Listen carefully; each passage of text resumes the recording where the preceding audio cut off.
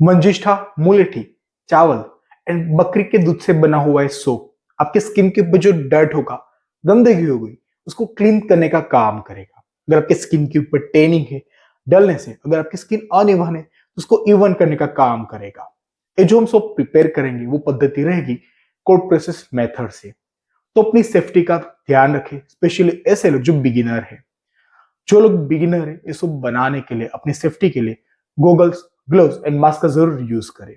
इसके अलावा आप जो भी यहाँ पे बर्तन का प्रयोग करोगे और आप यहाँ पे हैंड ब्लेंडर का जो भी प्रयोग करोगे, वो सारी चीजें आप खाने के बर्तन के लिए यूज नहीं कर पाओगे। मीन्स कोल्ड प्रोसेस सोप के लिए आप जो भी बर्तन यूज करोगे वो आपको सेपरेट रखने पड़ेंगे, वो आप किचन के अंदर बिल्कुल भी प्रयोग नहीं कर पाओगे।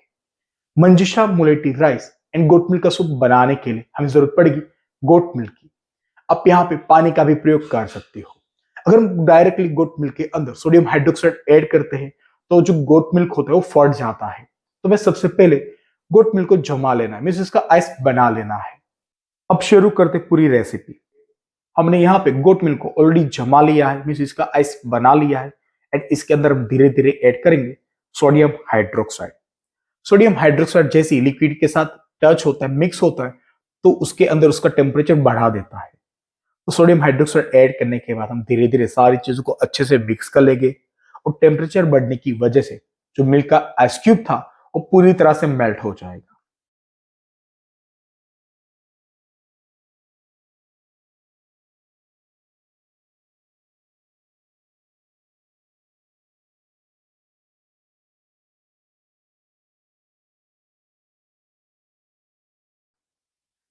जब मिल्क पूरी तरह से मेल्ट हो जाएगा और रूम टेम्परेचर पे आ जाएगा तो हम इसको फिल्टर कर लेंगे।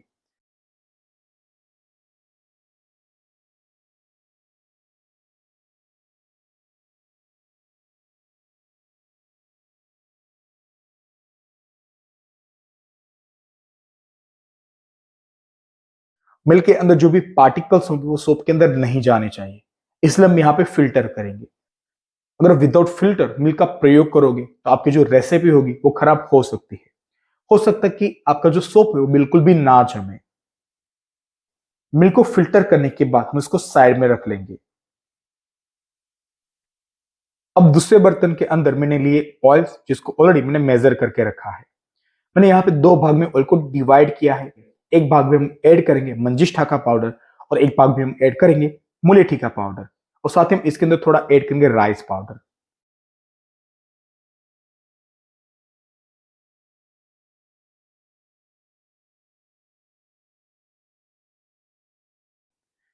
पाउडर ऐड करने के बाद हमें इसको अच्छी तरह से ब्लेंड कर लेना है, जिसकी वजह से मुलेठी, मंजिष्ठा एंड जो राइस है उसके लम्स ना बने।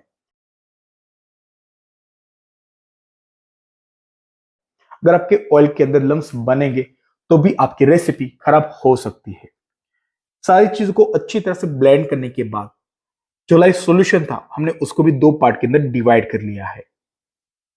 अब एक पार्ट के अंदर हम ऐड करेंगे लाइव सॉल्यूशन, देन उसको अच्छी तरह से ब्लेंड कर लेंगे।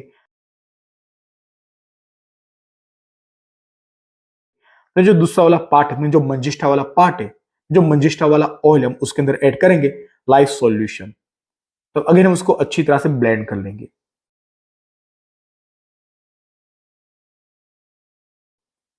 दोनों ऑयल को ब्लेंड करने के बाद हम लास्ट में इसके अंदर ऐड करेंगे कपूर एसेंशियल ऑयल, और एसेंशियल ऑयल ऐड करने के बाद हम अगेन दोनों ऑयल्स को अच्छी तरह से ब्लेंड कर लेंगे।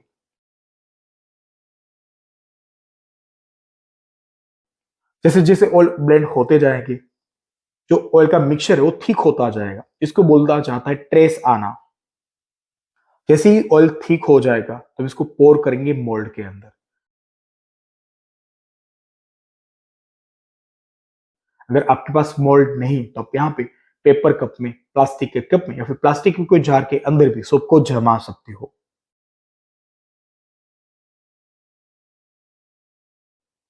अब देख सकते हो कि हमारा मोल्ड अभी भी थोड़ा सा खाली है, क्योंकि हम इसके अंदर और पोर करने वाले राइस सोप। हम प्रिपेयर करते हैं राइस सोप, जिसके लिए हमने ऑलरेडी गोट मिल्क को मेजर करके उसका आइस क्यूब बना लिया है और उसके अंदर ऐड करेंगे सोडियम हाइड्रोक्साइड।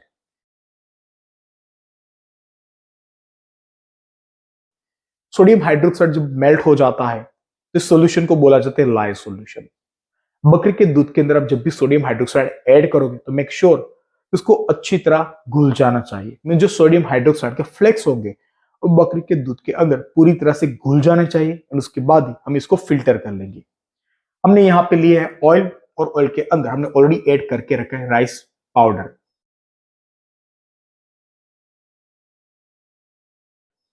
हम ऑयल को अच्छी तरह से ब्लेंड करेंगे एंड उसके अंदर ऐड करेंगे live solution.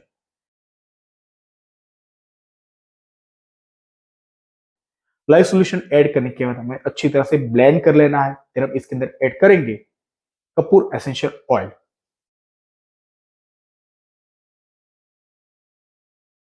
Essential oil add करने के बाद हम अगेन ऑयल को ब्लेंड कर लेंगे। जैसे ही हमारा मिक्सचर थोड़ा सा थिक होगा हम इसको पोर करेंगे मोल्ड के अंदर।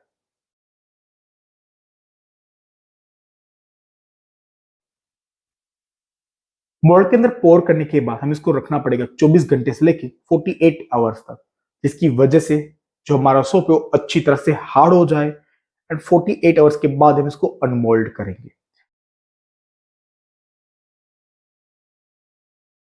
आप देख सकते हो 48 आवर्स के बाद जो सोप हमने ऐड किया था, पोर किया था, वो पूरी तरह से हार्ड हो चुका है। तो हम इसको करेंगे अनमोल्ड।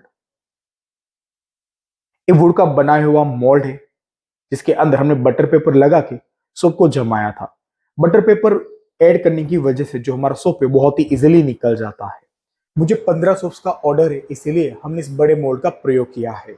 दूसरा वाला भी मेरे पास एक सिलिकॉन मोल्ड है, लेकिन उसके अंदर ओनली 10 सोप प्रिपेयर होते हैं एंड इसीलिए मैंने बड़े वाले वुड मोल्ड का प्रयोग किया है। सोप को अनमोल्ड करने के बाद मैंने सोप को दो पार्ट के अंदर डिवाइड कर लिया है, जिसकी वजह से हम इसको कट करने में आसानी होगी। अब हम कटर की सहायता से 120 ग्राम का सोप को कट कर लेंगे। अगर आपके पास सोप कटर नहीं है तो आप यहाँ पे नाइफ का यूज करके या फिर कोई पतले तार का प्रयोग करके इजीली सोप को कट कर सकते हो। आप देख सकते हो कि मंजिष्ठा मोलिटी राइस सोप कितना प्यारा दिख रहा है।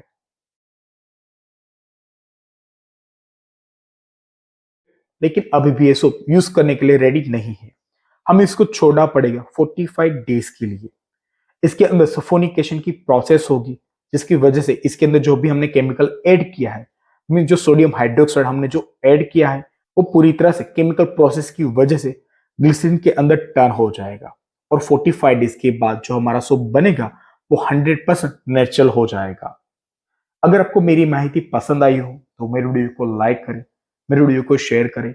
मिलेंगे बहुत ही जल्दी एक नई रेसिपी के साथ। तब तक के लिए stay fit, stay fresh, stay healthy.